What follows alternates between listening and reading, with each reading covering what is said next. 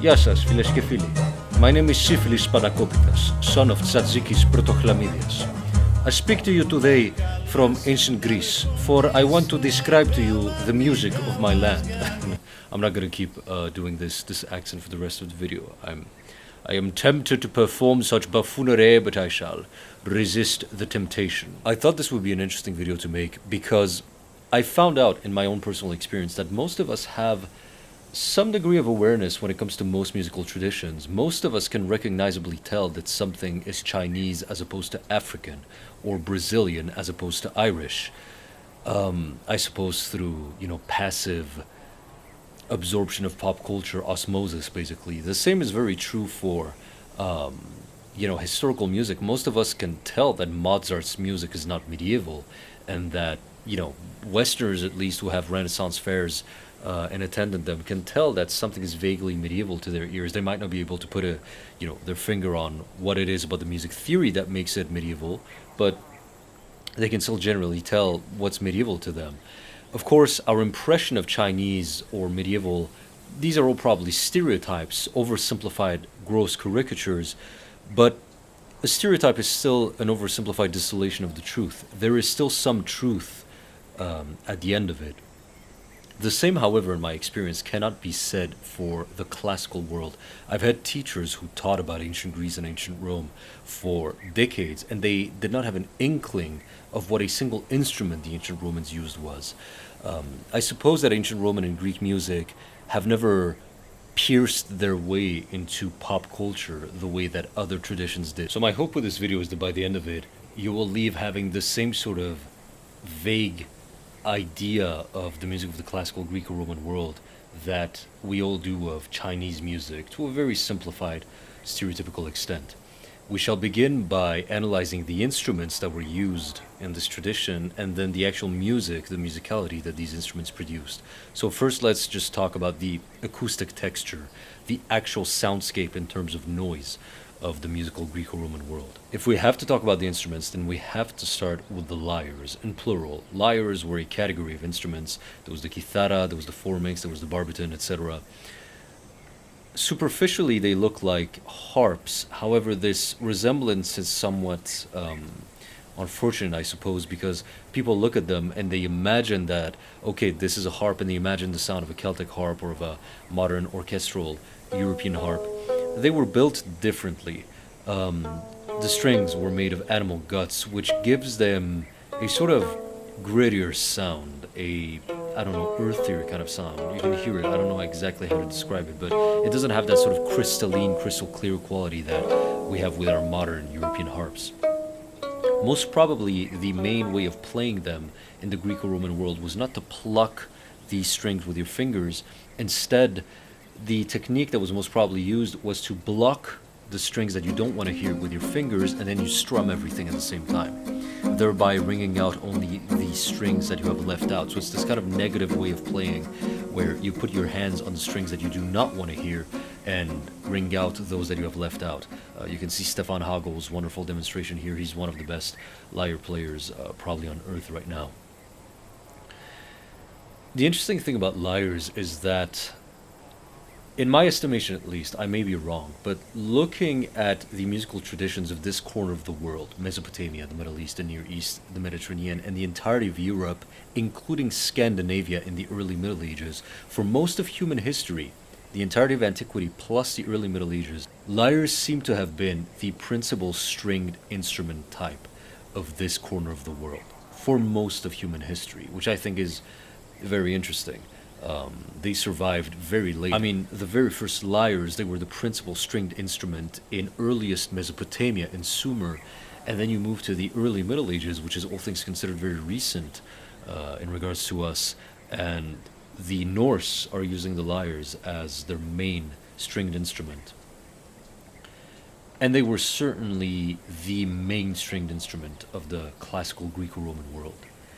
Second in importance, if not equal in importance, were the aulos. Now the aulos, again, they superficially look like flutes, and it makes people think that they're flutes. These were reed instruments, and so their sound varied somewhere in between that of an Armenian duduk to that of a full-blown bagpipe. That's sort of the sound that they produce.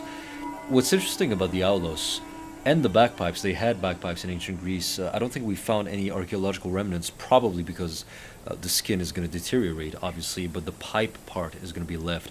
They call their bagpipes askaulos. Aulos is just pipe. Ask is the bagpipe, literally. So we know that they combine these with sax to produce bagpipes, essentially.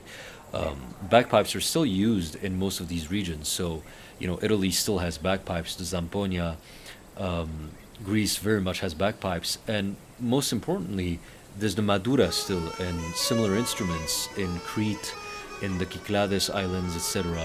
So the aulos type of instrument, this category of instrument, perhaps not the instrument itself, but the category of it at least, has very much survived up until the present day.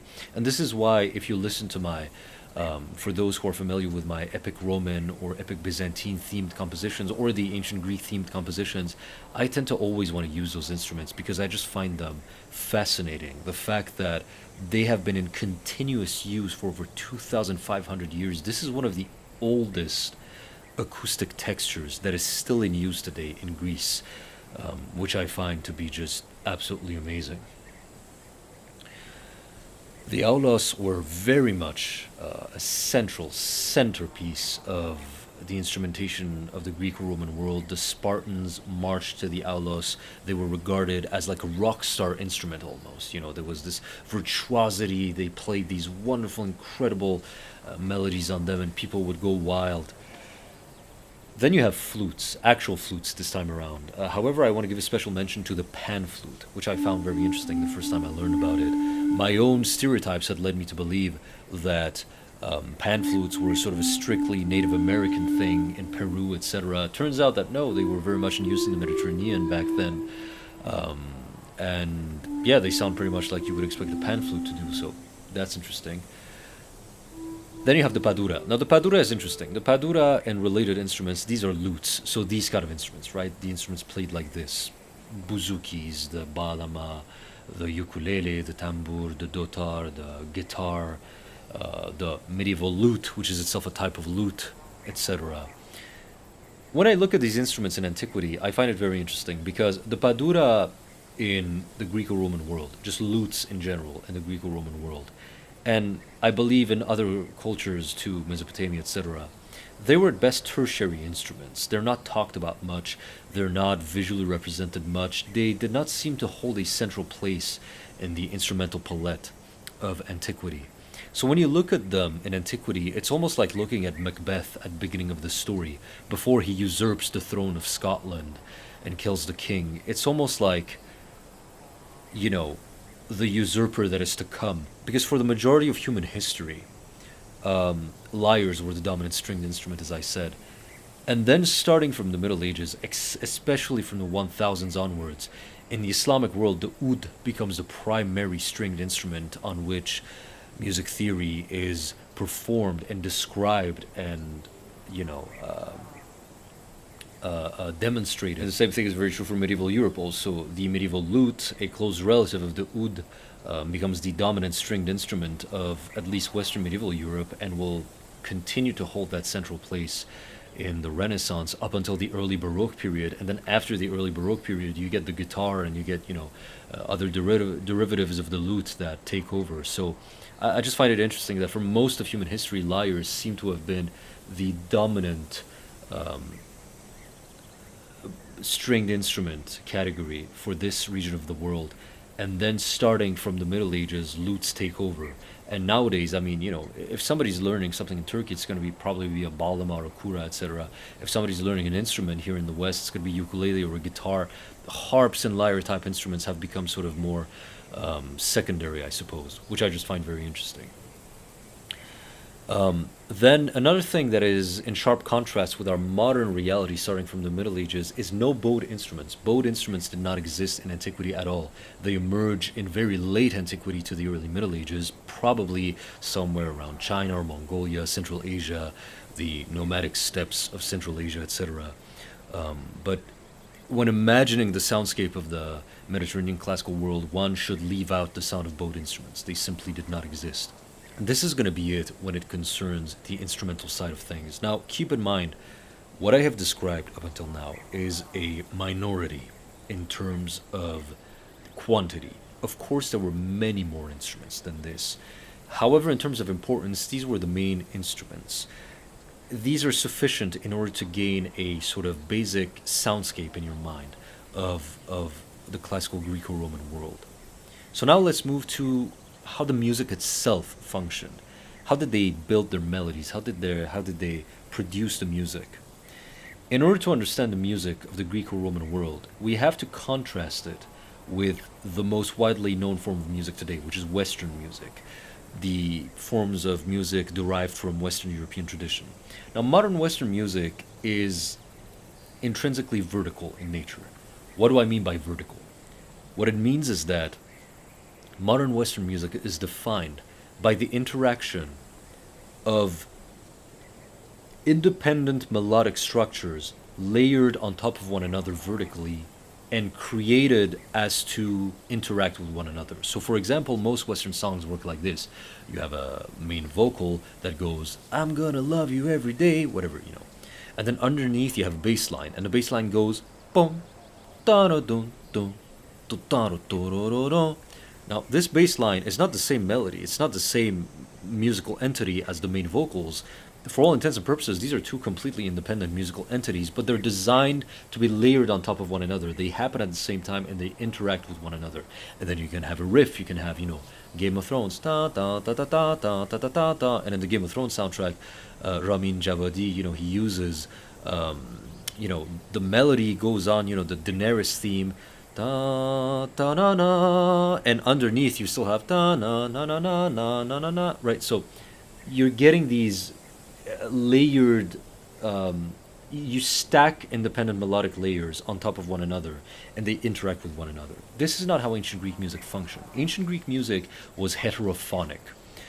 This means that if you had 10 people, each of them with a different instrument, one with the padura, one with the lyre, one with the aulos, etc., it wouldn't be a case of the aulos player doing a riff and then another one doing a bass line here and another one doing an alternative melody. They would all be playing the same melody, but each one would be ornamenting it in a different way. So maybe one of them goes, da da da da da da da da da, and maybe the other one goes dun da da dun da da dun da da dun da, and the main vocals go o sonzis fenumideno, etc. That's heterophony, but basically everybody is playing the exact same thing, but everybody's sort of doing their thing, and adding little twists on it. This should not strike us, however, as indicating that ancient Greek music was primitive compared to Western music. Sure, in terms of verticality, it was far less sophisticated and it was far less complex. Western music is harmonically complex because once you put different notes vertically on top of one another and they interact at the same time, you have two notes happening at the same time, then you're dealing with what we call harmony. So harmonically, yes, modern Western music is complex, but often people go, oh, they didn't have complex harmony, therefore their music was very simplistic. Not at all. Their music was in fact very, very much far more complex than modern Western music in many ways. Melodically, it was far more complex. The melody is the horizontal thing. It's the sequence of pitches one after the other. It's the tune, right? In order to understand ancient Greco-Roman melodies, we have to understand the genera. See, the ancient Greeks and the ancient Romans, they had three types of melodies: the diatonic, the enharmonic, and the chromatic. What does this mean? If you look at the modern modes of Western music today, modes are a arbitrary selection of notes. So this is the modern Western Dorian mode, and this is the modern Western Aeolian mode. That's what a mode is. If you look at the name of the modes, they're called Phrygian, Dorian, Lydian, etc. These are ancient Greekish names. These are names that the Greeks conferred upon these modes in order to, because, they reminded them of something. Oh, this feels like the Dorians because it's adventurous and the Dorians are adventurous, etc. That's why they named them. And the reason we're still using these names is because the melodies that we use today in the West are directly tied to ancient Greek musical practice. We're still using the very same melodies, but only the diatonic kind. Only the diatonic kind. We have stopped using two-thirds of the notes of the melodies that Greek music used to have.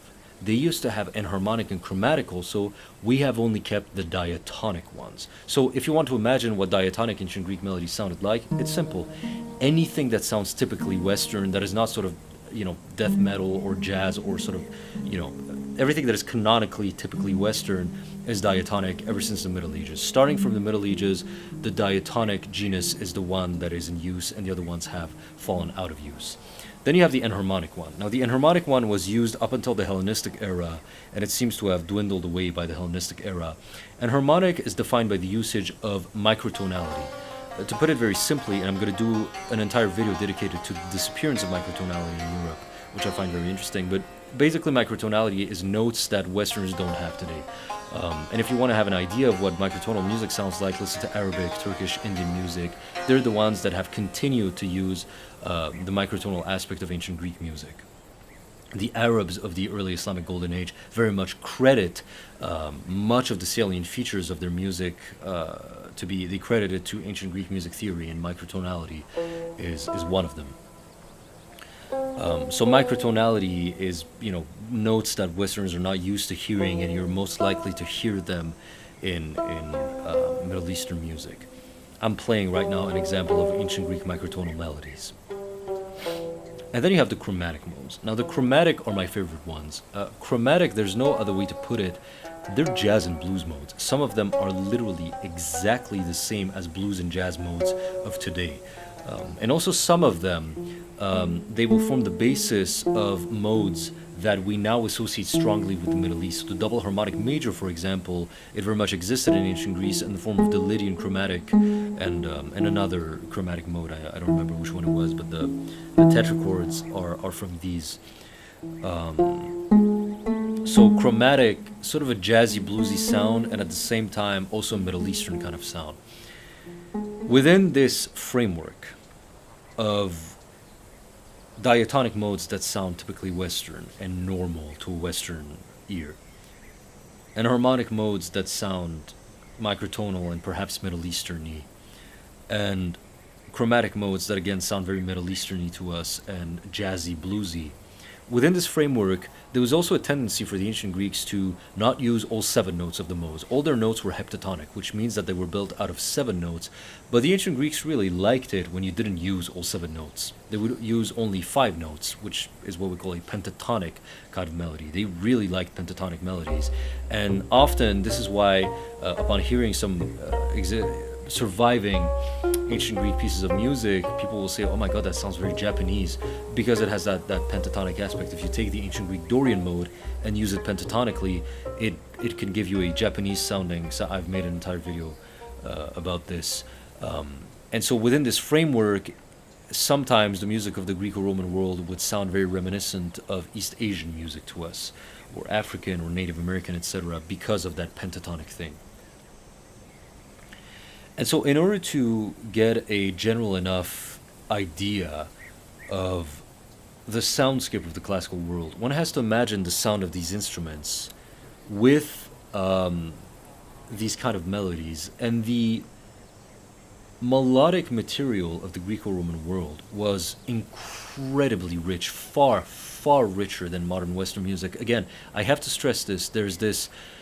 Very often musicologists are trained from a European, Eurocentric perspective, and so they will filter everything from a European and Western sort of interpretative lens. And so very often European musicologists will say that, the music of the classical world was very primitive and simplistic, and they will say because it didn't have a lot of harmony, and it's like, yeah, okay, but that's like saying that, it's like if I come from a country that uses sauces, and sauces are the definition of culinary complexity, and then I look at, I don't know, like a very complex French dish, and then I say this is simplistic and primitive because it doesn't have sauces. Well, sauce is not the only thing that makes cuisine complex, but harmony is only one form of complexity. And the music of the classical world was melodically complex in ways that modern Western music could not even hope to achieve, because we have stopped using 2/3 of the notes.